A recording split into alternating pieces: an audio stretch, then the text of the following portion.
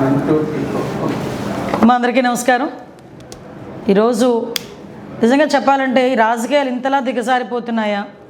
రాజకీయ నాయకుడు పదవుల గురించి, లేకపోతే వాళ్ళ నాయకుడు తాలూకా ప్రోత్సాహం గురించో, లేకపోతే వాళ్ళ నాయకుడు తాలూకా మన్ననల్ని పొందటానికి వైఎస్ఆర్సీపీ నాయకులు ఇంతలా దిగజారుతున్నారా?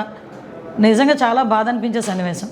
ఎందుకంటే ఒక మంత్రి చేసిన వ్యక్తి, రాజకీయంగా చాలా పదవులు చేసిన వ్యక్తి, చాలా సీనియర్ మోస్ట్ నాయకుడు, వైఎస్ఆర్సీపీ నాయకుడు అంబటి రాంబాబు.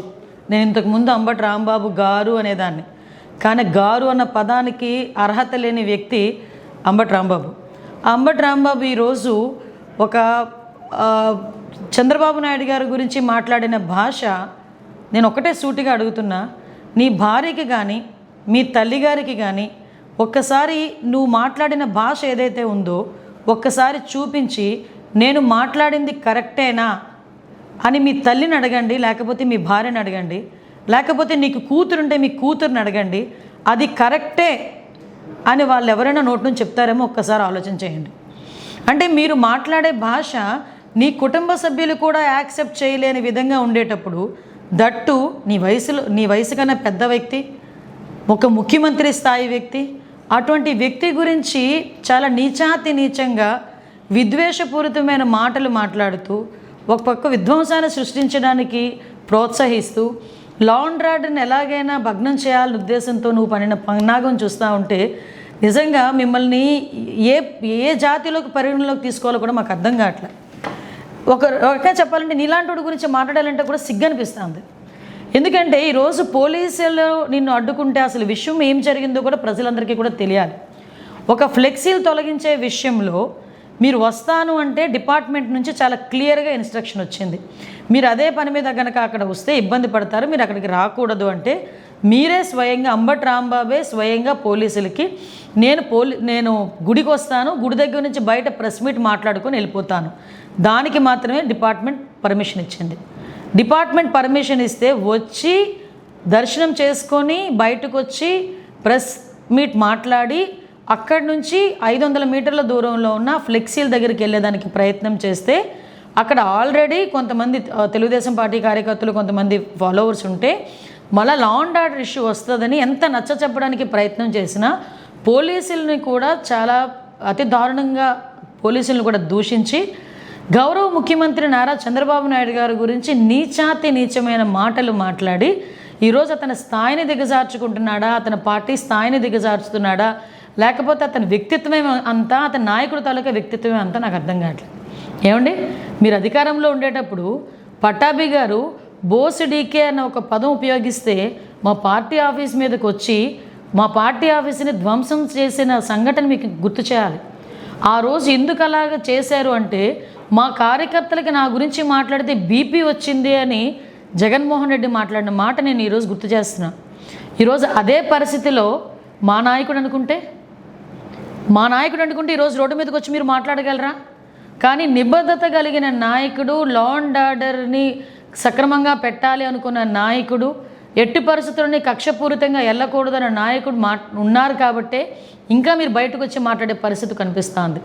అలాగని లా అండ్ ఆర్డర్ విషయంలోనే కానీ ఇష్టానుసారంగా చంద్రబాబు నాయుడు గారిని నోటికొచ్చి మాట్లాడితే ఊరుకుంటాం అనుకుంటున్నారా? కంపల్సరీగా తగిన చర్యలు ఉంటాయి, కంపల్సరీగా కేసు బుక్ చేస్తాం. మీకు ఒకటే చెప్తున్నా, ఈరోజు చంద్రబాబు నాయుడు గారిని ఒక మాట అంటే నేను చంద్రబాబు నాయుడు గారిని అనేసానని నువ్వు అనుకుంటున్నావేమో, కానీ గౌరవ ముఖ్యమంత్రి గారిని ఒక మాట అంటే రాష్ట్ర ప్రజలను ఒక మాట అన్నట్టే. మళ్ళీ గుర్తు చేస్తున్న అంబటి రాంబాబు, జగన్మోహన్ రెడ్డి, చంద్రబాబు నాయుడు గారు లాంటి ఒక మంచి వ్యక్తిని, ముఖ్యమంత్రి స్థాయి వ్యక్తిని నువ్వు అధికారంలో ఉన్నప్పుడు, మేము ప్రతిపక్షంలో ఉన్నప్పుడు 53 రోజులకి జైల్లో పెట్టినందుకే 151 సీట్లు కాస్త 11 సీట్లకి దిగజారాయి. ఆ విషయం మర్చిపోకు. మళ్ళీ తిరిగి అటువంటి ఆ మంచి వ్యక్తిని ఈరోజు మళ్ళీ టచ్ చేస్తున్నావు.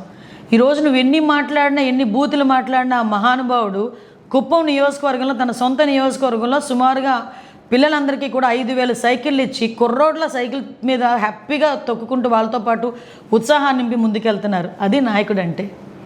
అలాంటిది ఈరోజు అంబటి రాంబాబు తాలూకా మాట తీరు కానీ, నేను ఎందుకంటే ఇంకొక విషయం కూడా ప్రజలకు చెప్పాలి.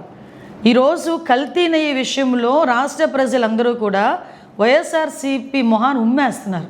దయచేసి క్షమించాలి నేను ఈ పదం ఉపయోగిస్తున్నానంటే.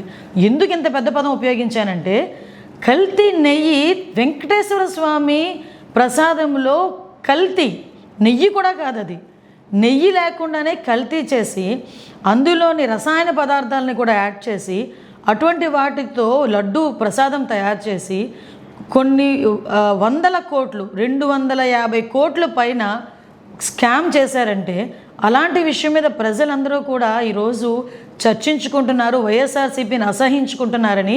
ఈరోజు డైవర్షన్ పాలిటిక్స్ చేయడానికి ఈరోజు అంబటి రాంబాబు బయటకు వచ్చి ఏమీ లేకుండానే పెద్ద సీన్ క్రియేట్ చేసి కావాలని గౌరవ ముఖ్యమంత్రి గారిని అన్ని అసభ్య పదజాలంతో మాట్లాడాడు.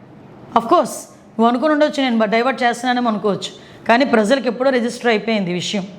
ఈరోజు నీ సంగతి రిజిస్టర్ అవ్వాలి. నువ్వు ఎలాంటోడివి, నీ నాయకుడు ఎలాంటోడు అన్న సంగతి కూడా ఎప్పుడో రిజిస్టర్ అయిపోయింది.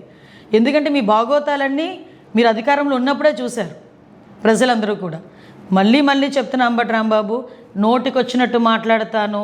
చంద్రబాబు నాయుడు గారి గురించి, లోకేష్ బాబు గారి గురించి, పవన్ కళ్యాణ్ గారి గురించి ఎలా మాట్లాడినా నాకు చెల్లిద్ది అనుకున్న రోజులు పోయాయి. నువ్వు ప్రజలకి సమాధానం చెప్పాలి, మా పార్టీ కార్యకర్తలకి క్షమాపణ చెప్పాలి. లా అండ్ ఆర్డర్ ఇష్యూస్ ఎవరైనా బ్రేక్ చేసినా కూడా ఎవరిని కూడా ఉపేక్షించే పరిస్థితి అయితే లేదు. ఈరోజు ప్రజా సంక్షేమం, అభివృద్ధి మాకు ఎంత ముఖ్యమో ప్రజా రక్షణ కూడా మాకు అంతే ముఖ్యం, ప్రజా భద్రత కూడా మాకు అంతే ముఖ్యం. ఈ ప్రజా భద్రతకి, ప్రజా రక్షణకి విఘాతం కలిగించడానికి ఎవరు ప్రయత్నం చేసినా, అలాంటి విషయాలు రెచ్చగొట్టే ధోరణిలో ఎవరు మాట్లాడినా డెఫినెట్గా వాళ్ళ మీద చర్యలు ఉంటాయి. ఈ విషయంలోని కొంచెం జాగ్రత్త వహించాల్సిందిగా మాత్రం హెచ్చరిస్తున్నాం.